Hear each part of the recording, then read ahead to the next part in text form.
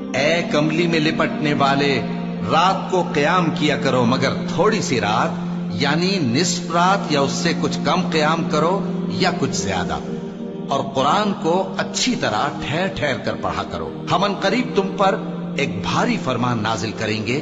کچھ شک نہیں کہ رات کا اٹھنا نفس کو سخت پامال کرتا ہے، اور اس وقت ذکر بھی خوب درست ہوتا ہے۔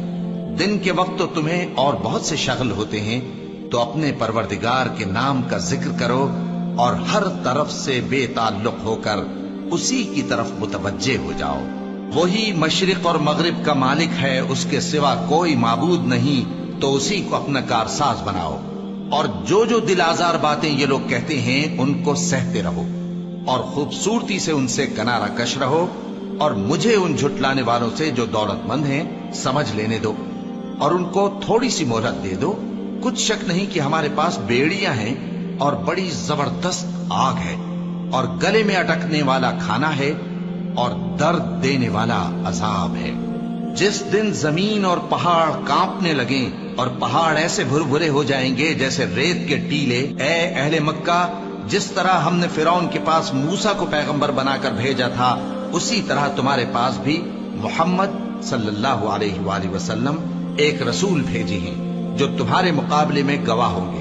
سو فرعون نے ہمارے پیغمبر کا کہا نہ مانا تو ہم نے اس کو بڑے دردناک انداز سے پکڑ لیا۔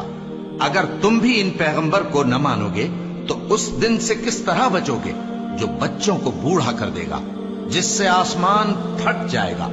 یہ اس کا وعدہ پورا ہو کر رہے گا۔ یہ قرآن تو نصیحت ہے، سو جو چاہے اپنے پروردگار تک پہنچنے کا راستہ اختیار کر لے۔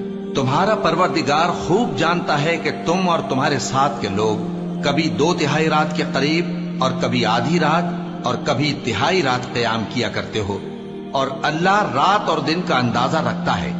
اس نے معلوم کیا کہ تم اس کو نبھا نہ سکو گے، تو اس نے تم پر مہربانی کی، پس جتنا آسانی سے ہو سکے اتنا قرآن پڑھ لیا کرو۔